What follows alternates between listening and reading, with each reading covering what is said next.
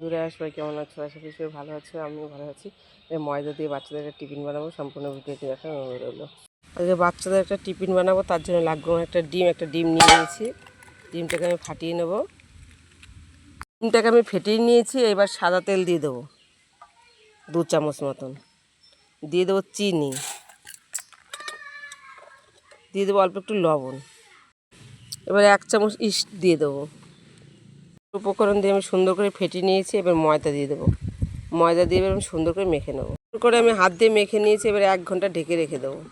ঘন্টা হয়েছে, ঢেকে রেখে দিয়েছি। এবার আমি তুলে নেবো। দিয়ে হাতে আমি শেপ দিয়ে নিয়েছি। এবার একটা চাকের সাহায্যে আমি কেটে নেবো পিস পিস করে।